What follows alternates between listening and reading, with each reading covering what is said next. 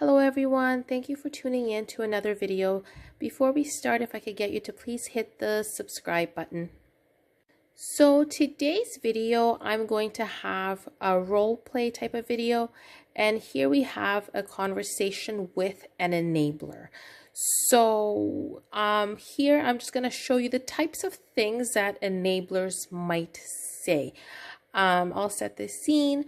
This here is Katie and her father, Bob. So Katie just recently had a big blowout with her mom. Her mom criticized her in front of her boyfriend. She even told the boyfriend that she's surprised that he would be dating somebody like Katie, who doesn't seem to really have it all together and is overweight, but that, you know, she's welcoming him to the family anyway. So this caused Katie to be very, very upset. She hasn't been in touch with the mom, and now she has her father Bob here, who has been sent by the toxic mother to plead her case on her behalf. So sometimes these people are called flying monkeys. But we'll just kind of stick with the enabler term. So Katie's father, Bob, he is generally very friendly with Katie. He is always happy to hear her out anytime that Katie has problems or a fight with her mom or with her brother. She generally turns to her dad. The thing to keep in mind here is, while he's happy to always listen to Katie's version of events, he does not ever take Katie's side outwardly to the mother or to the brother. He just kind of keeps the peace and is good with everybody. He's seen as the peacemaker of the family, is happy to get along and bring everybody together. Hey Dad, thanks for meeting up with me. I was really hoping to talk to you. I'm here for you. You could tell me anything you want to tell me. Okay, Dad. I just felt so upset about what happened. I'm ready to hear you out, but I almost didn't make it. What do you mean? Your mother was very upset at the way that you two handled things the other day, and then you didn't even wish her a happy birthday. Right, but she screamed at me and embarrassed me in front of my boyfriend and basically told him that he could do better and that she's surprised that he's even with somebody like me. I don't think she said that. I was right there. It's exactly what she said. Your mother is a good person who loves you. She would never say something like that. You're probably misunderstanding her. There wasn't really much to understand, Dad. She completely humiliated me. I think you're misunderstanding her. She's under a lot of pressure.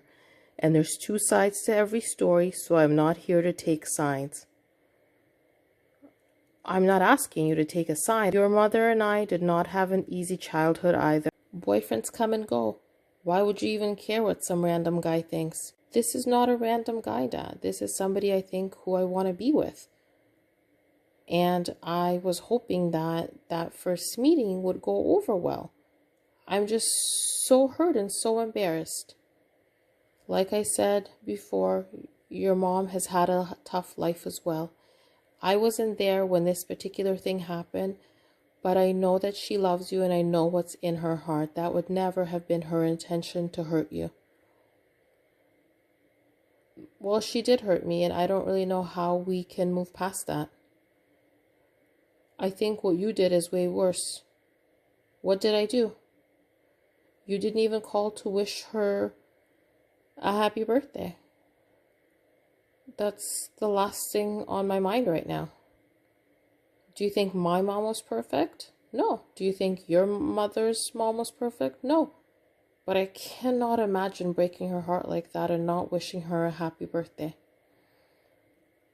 I didn't really want to come here to talk about birthdays. I just wanted to see how, I could have a relationship with you and how we're going to continue this. You really have to work it out with your mom. I don't want to be in the middle of this. Your brother was there too. He also said that you overreacted. Dad, I didn't overreact. That's exactly what she said, and I was humiliated. My boyfriend was so embarrassed for me, but he felt bad too. He's a really decent guy. It's not something that I would want to subject him to again. I think what you need to do is call and apologize. She'll be ready to hear you out. Family has to come first. We're a family and we have to resolve this. So I'm really hoping that you could speak to her and apologize. I don't really have much to apologize for, Dad. I heard your mom crying to her sister on the phone that you didn't even call her. It's upsetting to know that her own daughter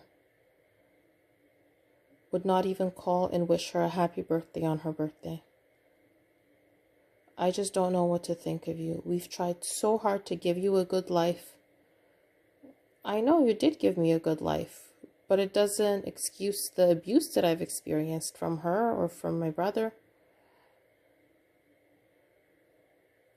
I don't think there was as much abuse. I think you're revising history. We had a lot of good times as a family. It seems that you're always focusing on the negative. I don't want to be in between this. I really hope you guys are able to resolve this.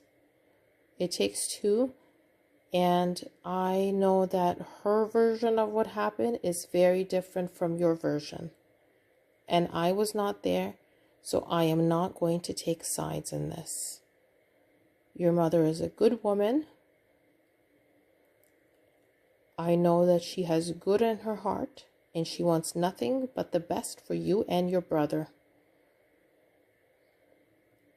Okay, Dad, I'll see. I just don't know how to move forward. I really hope that you can figure out how to contact her and apologize. We're a family, and a family doesn't just cut each other off. Blood is thicker than water.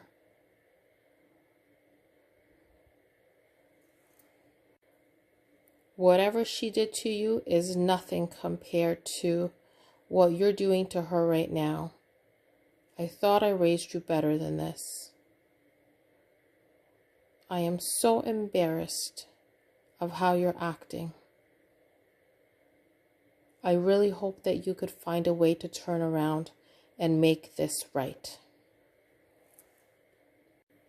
I have gone through so much worse in my life than you have in your life, but I would never treat family like that.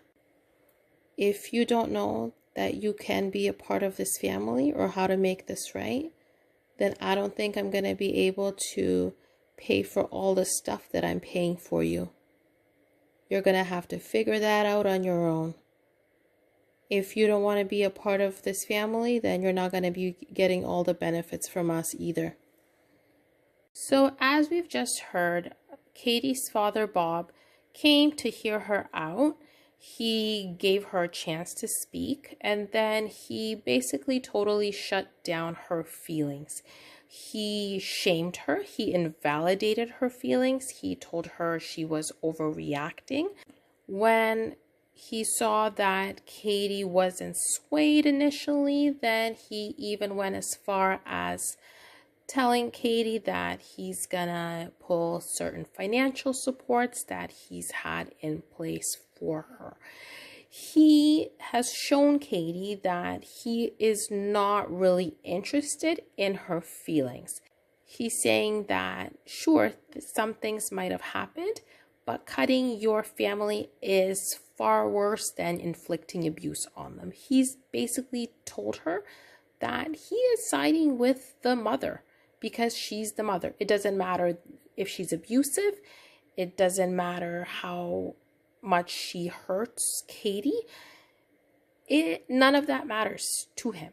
He will side with the mother every single chance he gets. So even though he does not lash out on Katie and or call her names or belittle her like the mother does, and with that she was able to confide in him more because he's the most normal person that, you know, she has in that family. Really, he doesn't have her back at all. So speaking to an enabler and sharing stuff with them, you kind of have to see how much that has gotten you in the past. Has the person been receptive to seeing your side of the story? Have they stood up for you in the past? Or did they just enable abusive behavior? So as I said in my previous videos, you always have to put your mental health as number one. Noting that Katie's dad is never going to change, what does Katie need to do? First of all, she needs to set boundaries. She needs to protect her mental health and let him know that, listen, you do not have my back. I am upset by this. You know that the abuse is happening. You've seen it happen before. You might have not seen it this time. So I'm going to set a boundary with you, Dad, because I see that you do not have my back. You know, if he doesn't respect the boundaries, then she can go gray rock, or she could also go no contact. I will be posting more videos with role play conversations like this, just so that you could hear what these conversations sound like. So thanks again for watching, and please subscribe.